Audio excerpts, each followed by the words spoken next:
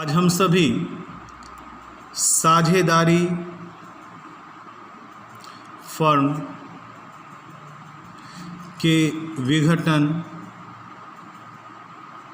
अध्याय का चौथा वीडियो पढ़ने जा रहे हैं, जिसमें आज हम लोग वसूली खाता कैसे बनाया जाता है वो सीखेंगे।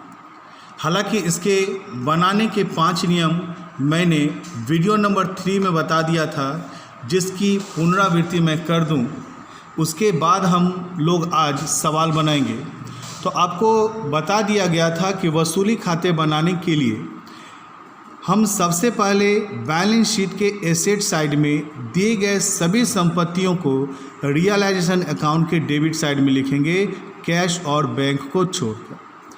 इसके बाद बैलेंस शीट के दायित्व पक्ष में जितने भी दायित्व हैं उन सभी दायित्वों को रियलाइजेशन अकाउंट के क्रेडिट साइड में लिखेंगे।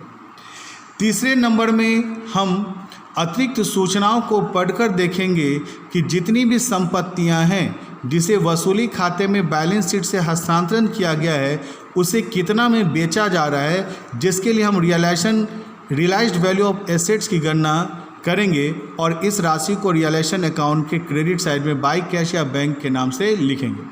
फिर इसी तरह से ये चौथा नंबर रूल्स है और ये 5वां नंबर रूल्स है। उम्मीद करते हैं कि आपने वीडियो 3 में इन सारे नियमों को अच्छे से पढ़ लिया है, समझ लिया है और उतार लिया है। अगर किसी कारणवश अगर आप वीडियो 3 नहीं देख पाए हैं तो इस वीडियो को यहीं पर पॉज करके इस 5 रूल्स को नोट कर लीजिए और उसे लिख लीजिए। आइए आज हम लोग रियलाइजेशन अकाउंट बनाते हैं। साझेदारी फर्म के पुनर्गठन के संबंध में यह प्रश्न हमारे सामने है। जैसा कि हम जानते हैं कि साझेदारी फर्म के पुनर्गठन के संबंध में प्रश्न में 2 चीज़ें दी जाती है। एक दिया जाता है बैलेंस शीट और उसके नीचे दी जाती है अतिरिक्त सूचना। तो आइए हम इस प्रश्न को पढ़ते हैं। लिख रहा है कि इलस्ट्रेशन 1 में कि ए और बी समान साझेदार हैं। इसका मतलब है कि इसमें 2 साझेदार ए और बी हैं और वे अपने लाभ और हानि को समान अनुपात में बांटते हैं।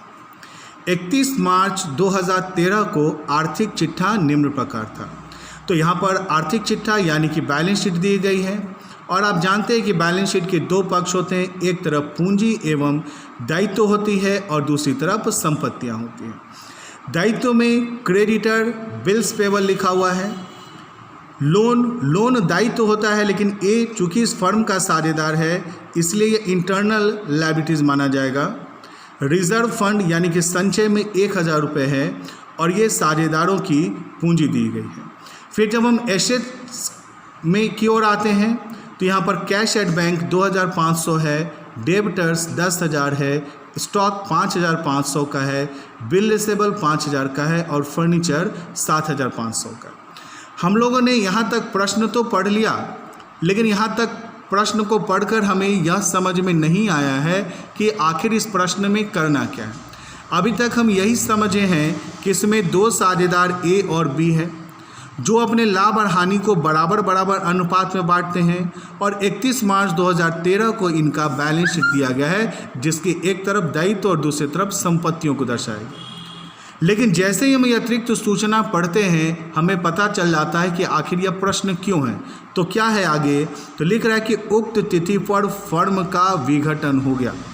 तो आप ये अच्छी तरह से जानते हैं कि जब फर्म का विघटन होता है तो फर्म पूर्ण रूपेण बंद हो जाती है और जब फर्म बंद हो जाती है तो हम 3 खाते बनाते हैं। पहला रियलाइजेशन अकाउंट, दूसरा कैपिटल अकाउंट और तीसरा कैश या बैंक अकाउंट। तो आप इसी लाइन से समझ में आ गया कि ये साझेदारी फर्म के विघटन के संबंध में जर्नल है। अब आगे ये रियलाइजेशन अकाउंट वसूली जिसको वसूली खाता कहते हैं, पूंजी खाते और कैश अकाउंट, ये तीनों में से कोई भी देगा तो हम उसे बनाना होगा।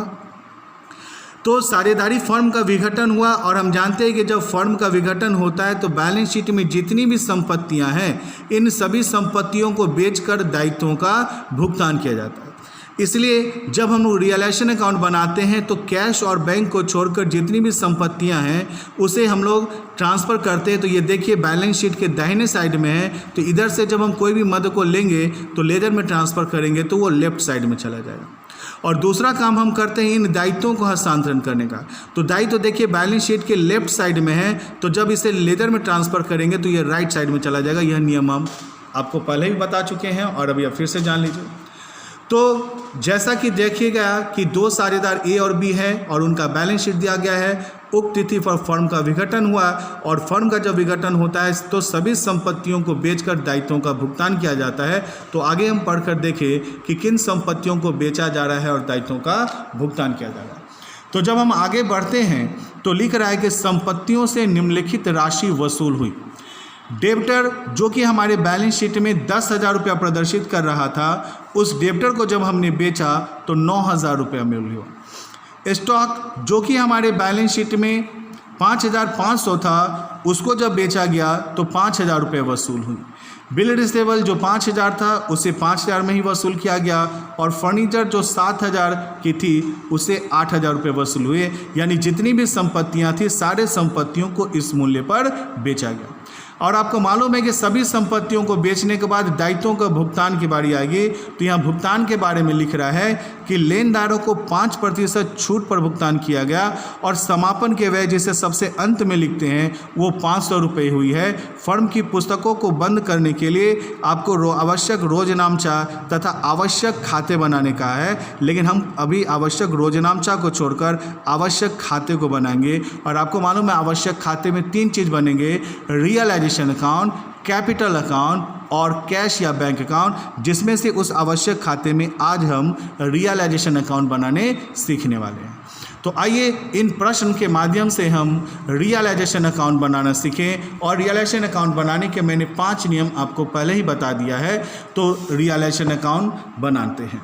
तो रियलाइजेशन अकाउंट बनाने के लिए हम लोग सबसे पहले यहाँ हेडिंग लिखेंगे रियलाइजेशन अकाउंट। अब रियलाइजेशन अकाउंट जब हम बनाएंगे तो आपको मालूम है कि यह लेज़र है और लेज़र के कॉलम खींचे जाएंगे। इसके 2 पक्ष होंगे, एक पक्ष कहलाएगा डेबिट और दूसरा पक्ष कहलाएगा क्रेडिट। अब कहोगे सर जब आप लेज़र बना रहे हैं तो इसमें डेट कॉलम भी होनी चाहिए, जेफ कॉलम भी होनी चाहिए, लेकिन आपने सर 8 कॉलम की जगह 4 कॉलम लिखा। तो मेरे प्यारे स्टूडेंट, यह फर्म की समाप्ति पर बनाया जाता है।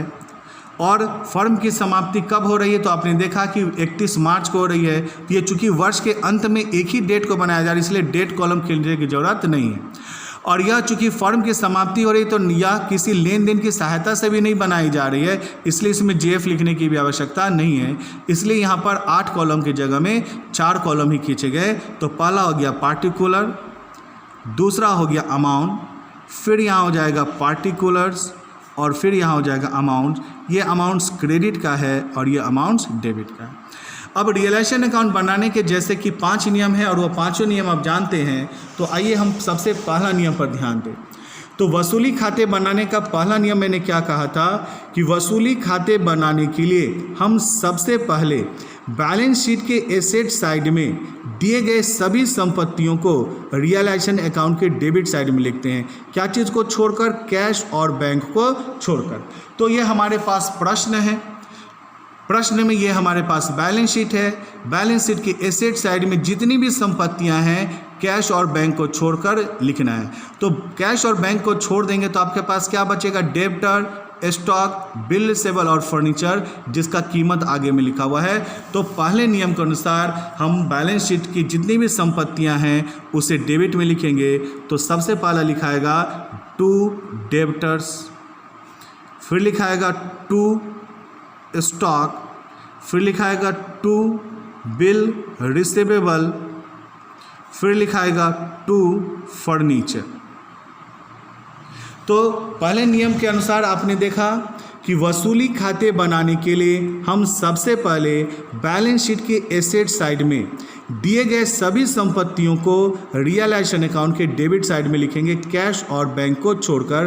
तो इसी नियम के अनुसार हमने यहाँ पर बैलेंस शीट के एसेट साइड में जितनी भी संपत्तियाँ थी कैश और बैंक को छोड़कर सारे को ट्रांसफर कर दिया। Debtor, stock, bill receivable, furniture जिसकी कीमत 10,000, 5,500, 5,000 और 7,000 है। तो अब हम लोग यहाँ लिखेंगे डेब्टर जिसकी कीमत 10,000 है, स्टॉक जिसकी कीमत 5,500 है और फिर बिल रिसीवेबल की 5,000 और फर्नीचर की 7,000 है। ये पहला नियम हमारा कंप्लीट हो गया। अब दूसरा नियम की ओर हम आते हैं। तो दूसरा नियम में देखिए आपने लिखा था कि इसके बाद बैलेंस शीट के लायबिलिटी साइड में जितने भी दायित्व हैं उन सभी दायित्वों को रियलाइजेशन अकाउंट के क्रेडिट साइड में लिखेंगे। दूसरे नियम के अनुसार क्या करना है, तो बैलेंस शीट के लायबिलिटी साइड में जितने भी दायित्व हैं उन सभी दायित्वों को रियलाइजेशन अकाउंट के क्रेडिट साइड में लिखा जाएगा। क्यों लिखा जाएगा, तो ये पीछे वीडियो नंबर 1, 2, 3 पढ़िए, आपको पता चल जाएगा। अभी केवल हम लोग नियम के अनुसार सवाल बना रहे हैं। तो बैलेंस शीट के लायबिलिटी साइड में जितने भी दायित्व हैं उन सभी दायित्वों को रियलाइजेशन अकाउंट के क्रेडिट साइड में लिखेंगे। तो ये हमारे पास बैलेंस शीट है और बैलेंस शीट के दायित्व पक्ष में जितने भी दायित्व हैं, तो पहला दायित्व है क्रेडिटर, तो क्रेडिटर आएगा 8,000। दूसरा है बिल्स पेबल, तो बिल्स पेबल आएगा 2,000। लोन दायित्व है, लोन आता, लेकिन ये लोन किसका है, ए का, और ए चूंकि इस फर्म का साझेदार है इसलिए इसे शामिल नहीं किया जाएगा। फिर आएगा रिजर्व फंड, तो रिजर्व फंड आएगा, तो जी नहीं, रिजर्व फंड तो ये संचय है, ये दायित्व तो नहीं है। और फिर ये पूंजी है, तो यहाँ पर 2 ही दायित्व है, क्रेडिटर और बिल्स पेबल, जिसे हम लोग कौन साइड में लिखना है, तो देखिए बैलेंस शीट के कौन साइड में, लेफ्ट साइड में, तो लेजर में ट्रांसफर करेंगे तो वो कौन साइड में आ जाएगा, राइट साइड में। तो ये है हमारा रियलाइजेशन अकाउंट जिसे हम लोग राइट साइड में ट्रांसफर करेंगे और यहाँ लिखेंगे बाय क्रेडिटर। क्या लिखेंगे, बाय क्रेडिटर्स, और फिर यहाँ नीचे लिखेंगे बाय बिल्स पेबल, जिसका कीमत कितना है, तो क्रेडिटर की कीमत है 8,000 और बिल्स पेबल की कीमत है 2,000। लोन चूंकि साझेदार का इसलिए नहीं आएगा, जमा पैसा दायित्व तो नहीं होता है और ये तो पूंजी है, तो 2 ही चीज़ आएगा, क्रेडिटर और बिल्स पेबल, 8,000 और 2,000। तो अब हम लोग यहाँ पर लिख देंगे क्रेडिटर के सामने 8,000 और बिल्स पेबल के सामने 2,000। इस तरह से रियलाइजेशन अकाउंट के मैंने 5 नियम बताए थे, जिसमें 2 नियम के अनुसार पहले बैलेंस शीट के सभी संपत्तियों को डेबिट में और बैलेंस शीट के सभी दायित्वों को क्रेडिट में लिखते हैं। अब तीसरा नियम क्या है कि रियलाइजेशन अकाउंट में इन संपत्ति और दायित्वों को क्यों लिखा गया, तो आप जानते हैं कि इन संपत्तियों को बेचकर दायित्वों का भुगतान करने के लिए बनाया गया। इसलिए तीसरा नियम के अंतर्गत हम इन सभी संपत्तियों को बेचेंगे और जो भी राशि आएगी उसे हम इधर साइड में बाय कैश या बाय बैंक के नाम से लिखेंगे। और चौथे नंबर में जितने भी दायित्व हैं इन सभी दायित्वों का भुगतान को हम इस तरफ लिखेंगे। लेकिन इन संपत्तियों को बेचने से कितना पैसा प्राप्त हो, कहाँ है, तो हमें अतिरिक्त सूचना में मिलेगा। तो इसी के लिए मैंने यहाँ पर तीसरा नियम लिखा था कि तीसरे नंबर में हम अतिरिक्त सूचना को पढ़कर देखेंगे कि जितनी भी संपत्तियां जिसे वसूली खाते में बैलेंस शीट से हस्तांतरण किया गया है उसे कितना में बेचा जा रहा है। ये कितना में बेचा जा रहा है कहाँ से पता चलेगा, अतिरिक्त सूचना में, जिसके लिए हम रियलाइज्ड वैल्यू ऑफ एसेट्स की गणना करेंगे और इस राशि को रियलाइजेशन अकाउंट के क्रेडिट साइड में बाय कैश या बाय बैंक के नाम से लिख देंगे। तो मेरे प्यारे स्टूडेंट, फिर से देख लीजिए कि रियलाइजेशन अकाउंट के पहले नियम के अंतर्गत बैलेंस शीट के सभी एसेट्स को डेबिट साइड में और दूसरे नियम के तहत बैलेंस शीट के सभी दायित्वों को क्रेडिट साइड में लिखा गया। और तीसरे नियम के तहत इन सभी संपत्तियों को बेचकर हमें राशि प्राप्त करनी है, तो जिसके लिए हम लोग यहाँ पर बनाने वाले हैं realised value of assets. Realised value of assets किसकी संपत्ति को वसूल करना है, तो बैलेंस शीट से जो भी संपत्तियां ट्रांसफर किए थे, क्या क्या था, debtor, stock, bill receivable, furniture. तो आप यहां पर लिखिए डेब्टर, फिर क्या है स्टॉक, फिर क्या है बिल रिसीवेबल, फिर क्या है फर्नीचर, और यहाँ इसका लिखिए बुक वैल्यू, यानी जो इसके बुक में कीमत है कितनी है, 10,000,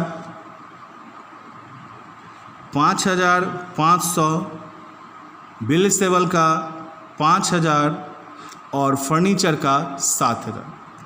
अब हम अतिरिक्त सूचना पढ़कर देखेंगे इसे मार्केट वैल्यू यानी बेचा कितना में गया है। तो आइए, इस बैलेंस शीट के नीचे अतिरिक्त सूचना रहती है। तो लिख रहा है कि उक्त तिथि पर फर्म का विघटन हुआ और संपत्तियां से निम्नलिखित राशि वसूल हुई। डेब्टर से कितना वसूल हुआ? 9,000। स्टॉक से कितना वसूल हुआ? 5,000। तो यहाँ लिख दीजिए, डेब्टर जिसकी कीमत 10,000 थी, इससे वसूल हुआ है 9,000। स्टॉक जिसकी कीमत 5,500 थी, इससे वसूल हुआ है 5,000। बिल रिसेबल और फर्नीचर के बारे में देखिए, तो उसी के नीचे लिख रहा है कि बिल रिसेबल से वसूली हुई है 5,000 और फर्नीचर से वसूली हुई है 8,000। तो हम लोग यहाँ लिखेंगे 5,000 और इससे वसूली हुई है 8,000। अब हम लोग यहाँ निकालेंगे total realised value of asset, यानी सभी संपत्तियों को बेचने से हमारे पास कितनी राशि वसूल हुई। तो यहाँ पर लिखिए 8, 5, 13, 18 और 9, 27,000, यानी कि इन संपत्तियों को बेचने से हमें 27,000 रुपये राशि हुई। तो तीसरे नियम के अनुसार सभी संपत्तियों को बेचने से जो राशि प्राप्त होगी, इसे हम लोग क्रेडिट साइड में बाई कैश या बाई बैंक लिखेंगे। तो इन संपत्तियों को बेचने से जो राशि प्राप्त हुई, ये क्रेडिट साइड में बाई कैश या बैंक। अब ध्यान देना कि कैश या बैंक हम कब लिखेंगे? तो अगर प्रश्न में कैश लिखा हुआ रहे तो कैश लिखना, और कैश एट बैंक लिखा रहेगा तो बैंक लिखना। तो यहाँ पर कैश इन हैंड नहीं बल्कि कैश एट बैंक लिखा हुआ, तो इस तरह से हम यहाँ पर कैश के जगह में बैंक यूज़ करेंगे। तो यहाँ लिखेंगे बैंक अकाउंट। ये पैसे कहाँ से आए? तो ये पैसे एसेट्स को बेचने से आए। तो इसको समझने के लिए यहाँ लिख दीजिए एसेट्स, और बेचने से कितने रुपये राशि आई? 27,000। तो हम ये लिखेंगे 27,000। ये तीसरा नियम आपने समझ लिया। अब चौथे नियम के अनुसार जितने भी दायित्व हैं, इन सभी दायित्वों का इधर साइड में भुगतान होगा, और जब भुगतान होगा तो इधर साइड में भी लिखाएगा टू बैंक अकाउंट। और ये क्या चीज़ के पैसे हैं? तो ये लायबिलिटीज के पैसे हैं। अब दायित्वों का भुगतान, तो देख लीजिए, हम यहाँ पर चौथा नियम लिख भी दिए थे कि अब चौथे नंबर पर हम सभी दायित्वों का भुगतान करेंगे, जिसके लिए हम पेमेंट टू लायबिलिटीज की गणना करेंगे, और इसकी राशि को रियलाइजेशन अकाउंट के डेबिट साइड में टू कैश या बैंक के नाम से लिखा जाएगा। तो वही चीज़ हमने कहा कि इन सभी संपत्तियों को बेचकर तीसरे नंबर में इधर भुगतान किए। अब इस दायित्वों का भुगतान हमें डेबिट साइड में टू बैंक ही करके लिखना है। तो इसके लिए हम लोग यहाँ पर बनाएंगे पेमेंट टू लायबिलिटीज। तो हमें कितने दायित्वों का भुगतान करना है? तो देख लीजिए, दो भुगतान करना है, क्रेडिटर और बिल्स पेबल, जिसका कीमत 8,000 और 2,000 है। तो आप यहाँ लिखिए क्रेडिटर जिसका बुक वैल्यू 8,000 है, और फिर लिखिए बिल्स पेबल जिसका कीमत है 2,000। अब इसको देखना है कि इससे कितने रुपए भुगतान हुए। तो फिर से हम बैलेंस शीट के नीचे की अतिरिक्त सूचना को पढ़ेंगे। तो ये सभी सूचनाएं संपत्तियों से रिलेटेड था। अब नीचे पढ़िए, तो लिख रहा है कि लेनदारों को 5% छूट पर भुगतान किया गया।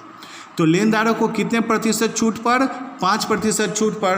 तो लेनदार यानी कि क्रेडिटर कितना है? 8,000। अगर इस 8,000 में 8,000 का 5% छूट दे दिया जाए तो कितना हो जाएगा? 8 पंचे 40, 400, यानी कि 8,000 में से 400 माइनस कीजिएगा तो आएगा 7,600, यानी क्रेडिटर का मार्केट वैल्यू 7,600 है।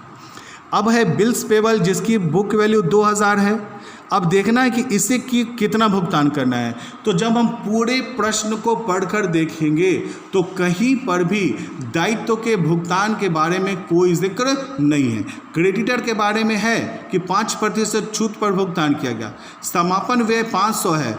फर्म की पुस्तकों को बंद कीजिए, यानी आगे नहीं है। तो जब किसी भी संपत्ति और किसी भी दायित्व का भुगतान के बारे में न लिखा हुआ हो, या संपत्ति की वसूली के बारे में या दायित्व के भुगतान के बारे में न लिखा हो, तो बुक वैल्यू ही मार्केट वैल्यू बनता है। तो इस 2,000 के बदले में यहाँ पर 2,000 लिखा गया, यानी टोटल पेमेंट जो है लायबिलिटीज़ का हमें कितना करना है? 9,600। और इस दायित्व का भुगतान हम यहाँ लिखेंगे, तो यहाँ हो जाएगा 9,600। अब मेरे प्यारे स्टूडेंट, थोड़ा सा सांस ले लीजिए और इसे समझिए कि इसे एकदम सिंपल वे में जानिए कि रियलाइजेशन अकाउंट बिल्कुल आसान तरीके से बनेगा। पहला नियम, बैलेंस शीट की सभी संपत्तियों को डेबिट साइड में। दूसरा नियम, सभी दायित्वों को क्रेडिट साइड में। तीसरा नियम, सभी संपत्तियों को बेचकर रियलाइज्ड वैल्यू ऑफ एसेट्स निकालिए। रियलाइज्ड वैल्यू ऑफ एसेट्स निकाले और इसकी अमाउंट को क्रेडिट साइड में, और फिर इस दायित्व का चौथे नंबर में भुगतान करने के लिए पेमेंट टू लायबिलिटीज़ निकालिए और इसके अमाउंट को डेबिट साइड में। अब बताइए बिल्कुल सरल और आसान हो गया या नहीं हो गया? तो ये रियलाइजेशन अकाउंट के 4 नियम कंप्लीट हो गए। अब है आपका 5वां नियम। तो 5वें नियम को यहाँ ध्यान से लिखिए। क्या लिख रहा है? और अंत में हम प्रश्न पढ़कर देखेंगे। अब हम प्रश्न को पढ़कर देखेंगे कि क्या वसूल की राशि है। यदि हाँ तो इसे रियलाइजेशन अकाउंट के डेबिट साइड में टू कैश या बैंक के नाम से लिखकर दोनों तरफ का हम शेष निकालेंगे, और जो शेष निकालेंगे वही शेष वसूली से लाभ या हानि होगा, जिसे साझेदारों के बीच में बांट देंगे। तो हम जान गए कि 5वें नियम के लिए अंत में क्या करना है? प्रश्न को पढ़कर देखना है कि वसूली राशि है या नहीं, और अगर है तो उसे डेबिट साइड में टू कैश या बैंक लिखेंगे, और फिर उसे क्या करना है? निकालने के बाद दोनों का शेष निकालना है। तो चलिए 5वें नियम के अनुसार हम वसूली की समापन की लागत ढूंढते हैं। तो देखिए यहाँ लिखा हुआ है कि समापन की लागत कितनी हुई? 500। अगर है तो इसे डेबिट साइड में लिख देंगे, और अगर नहीं रहता तो नहीं। तो फिर यहाँ लिखाएगा टू बैंक अकाउंट। ये क्या चीज़ का पैसा है? तो डिसोल्यूशन एक्सपेंसेस यानी समापन के व्यय का पैसा। कितना रुपया है? 500। अब इसके लिखने के साथ ही साथ अब हम इसका क्या निकालने वाले हैं? शेष। तो ये तो आप फर्स्ट ईयर से ही जानते हो कि शेष निकालने के लिए हम सबसे पहले उधर का टोटल अधिक करते हैं जिस साइड का टोटल ज़्यादा है। तो जब आप टोटल करेंगे तो आप पाएंगे कि आपका डेबिट साइड का टोटल ज़्यादा, इधर का टोटल कीजिएगा तो 37,600 आएगा, और इधर का टोटल कीजिएगा तो 8, 10, 37,000 आएगा। तो कौन साइड ज़्यादा है? डेबिट। तो जिस साइड का टोटल ज़्यादा होता है उधर लिखते हैं। तो इधर हो गया टोटल 37,600। अब इसे उठाकर हम यहाँ लिखेंगे 37,600। अब इस दोनों को जोड़िए तो 8 और 2 10, 10 और 27 37। तो 37,000 को 37,600 में से घटाइएगा तो शेष कितना आएगा? 600। अब ये जो 600 आया ये लाभ या हानि है। अब हम कैसे जानेंगे कि ये लाभ है या हानि? तो आप देखिए कि कौन साइड का टोटल ज़्यादा है, क्रेडिट साइड का टोटल ज़्यादा है कि डेबिट साइड का टोटल ज़्यादा है। तो आप कहोगे सर डेबिट साइड का टोटल ज़्यादा है, इधर 37,600 है, तब ना इस राशि को हम यहाँ लिखे तो बैलेंस आया। तो क्रेडिट का मतलब लाभ होता है आप जानते हैं, और डेबिट का मतलब हानि होता है जानते हैं। तो आप देख रहे हैं कि क्रेडिट से अधिक टोटल डेबिट का है, यानी कि इस फर्म का डेबिट अधिक है, यानी कि फर्म को लॉस हुआ है। तो ये 600 रुपया जो है लॉस हुआ है, तो हम लोग यहाँ लिखेंगे बाय लॉस, जिसे हम लोग क्या करने वाले हैं? ट्रांसफ़र करने वाले हैं। कहाँ? साझेदारों के बीच। तो transfer loss transfer to partners capital account, साझेदारों के कैपिटल अकाउंट में ट्रांसफ़र करना है। कितने साझेदार हैं? तो ये आप पहले ही पढ़ लिए थे शुरुआत में ही कि ए और बी समान साझेदार है, यानी 2 साझेदार ए और बी है, और समान साझेदार का मतलब लाभ और हानि को वो बराबर बराबर बांटेंगे। तो ये जो लॉस को जो हम ट्रांसफ़र करेंगे ए और बी के बीच में किस अनुपात में? समान मतलब बराबर बराबर। तो 600 का समान मतलब बराबर बराबर, तो 600 में से ए का हो जाएगा 300 और बी का हो जाएगा 300। तो इस तरह से आपका रियलाइजेशन अकाउंट बनकर कंप्लीट हो गया। तो उम्मीद करते हैं कि ये 5 नियम अगर आपको याद हैं तो इन 5 नियम के आधार पर हम आसानी से क्या कर सकते हैं? रियलाइजेशन अकाउंट बना सकते हैं। तो 2 मिनट में मैं फिर से इसका सारांश कर दूं कि आज हम लोग साझेदारी फर्म के विघटन का चौथा वीडियो पढ़ रहे हैं, जिसमें आज हम लोगों ने रियलाइजेशन अकाउंट बनाने सीखा। और रियलाइजेशन अकाउंट बनाने के 5 नियम मैंने बताए। पहला, बैलेंस शीट के एसेट साइड से जितनी भी संपत्तियां हैं उसे डेबिट में ट्रांसफ़र कीजिए, क्योंकि सभी संपत्तियों का बैलेंस डेबिट होता है। और बैलेंस शीट के लायबिलिटी साइड से जितने भी लायबिलिटीज़ हैं उन्हें क्रेडिट साइड में ट्रांसफ़र कीजिए, क्योंकि सभी दायित्वों का बैलेंस क्रेडिट होता है। फिर हम लोगों को अतिरिक्त सूचना को पढ़कर जितनी भी संपत्तियां हैं उन सबों से रियलाइज्ड वैल्यू ऑफ एसेट्स निकालना है। 27,000 रुपया निकला है। इस 27,000 रुपया को क्रेडिट साइड में बाय बैंक या बाय कैश लिख करके लिख दीजिए 27,000। फिर इन दायित्वों का भुगतान आप डेबिट साइड में कर दीजिए, जिसके लिए हम लोगों ने लिखा पेमेंट टू लायबिलिटी। कितना भुगतान करना ये अतिरिक्त सूचना से पढ़कर पता चलेगा, तो इन दोनों दायित्वों का भुगतान हम यहाँ कर दिए। और अंत में हमें देखना है कि समापन व्यय है या नहीं है। तो इस प्रश्न में समापन व्यय था कितना रुपया, 500। तो जिसे डेबिट साइड में लिखकर अब हम इसे क्या करना है, शेष निकालना है। और शेष निकालने तो आप जानते ही हैं कि जिस साइड का टोटल अधिक हो, तो कौन साइड का टोटल अधिक है, डेबिट साइड का टोटल अधिक है।